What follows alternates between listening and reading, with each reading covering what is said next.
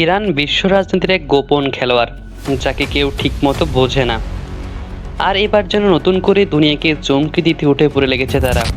সবসময় মিডিয়ার আলোচনায় না থাকলেও আজকাল এমন কিছু ঘটনা সামনে আসছে যা পৃথিবীর নিরাপত্তা নিয়ে প্রশ্ন তুলছে। বিশেষ করে ইরানের তৈরি নতুন এক মিসাইল বোমা নিয়ে এখন চারিদিকে গুঞ্জন। বলা যাচ্ছে যে এটি পৃথিবীর সবচেয়ে বড় এবং শক্তিশালী ক্ষেপণাস্ত্র হতে যাচ্ছে। কিন্তু এই কথা কেউ সরাসরি বলছে না। সবকিছু হচ্ছে গোপনে গোপনে চুপিসারে।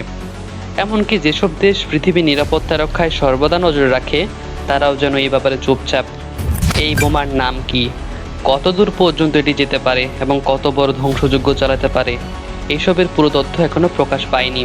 কিন্তু যে ভিডিও ফাঁস হয়েছে তাতে দেখা যায় যে একটি গোপন কারখানায় বিশাল একটি মিসাইল তৈরি করা হচ্ছে। বোমার দৈর্ঘ্য এবং গঠন দেখে বোঝা যায় এটি কোনো সাধারণ ক্ষেপণাস্ত্র নয়।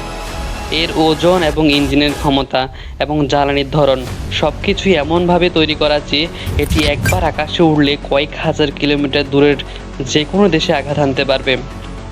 সবচেয়ে অবাক হওয়া বিষয় হলো এই বোমা তৈরি হচ্ছে পাহাড়ের নিচে গোপন এক সামরিক ঘাঁটিতে, যেখানে সাধারণ মানুষ তো দূরের কথা, ইরানের ভেতরের অনেক উচ্চপদস্থ কর্মকর্তাও জানে না।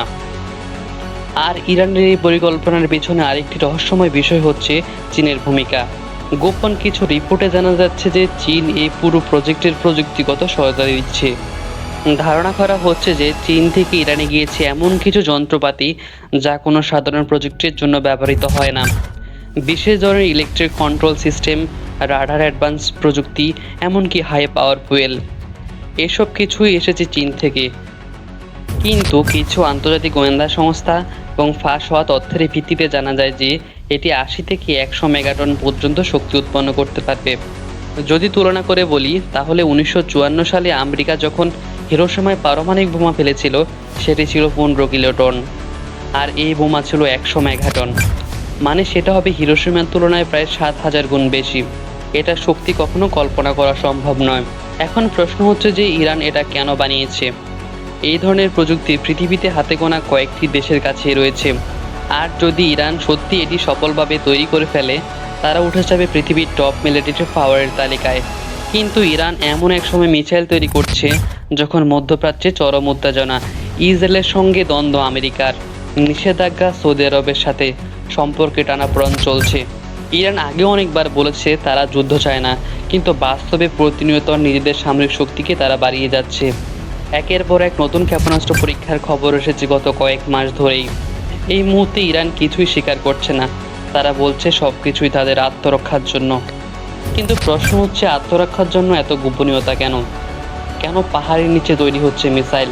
কেন এমন সব প্রযুক্তির ব্যবহার করা হচ্ছে যা বিশ্বের বড় বড় দেশ কখনো চিন্তাও করতে পারে না? চীনের এই নীরব সমর্থনও খুব স্পষ্ট করে বলছে যে আন্তর্জাতিকভাবে রাজনীতিতে এক নতুন ব্লক তৈরি হচ্ছে। পশ্চিমারা যতই চুপ থাকুক, পূর্বাঞ্চলের দেশগুলো নিজেদের মধ্যে একে অপরের প্রতি আস্থা রেখে এগোচ্ছে।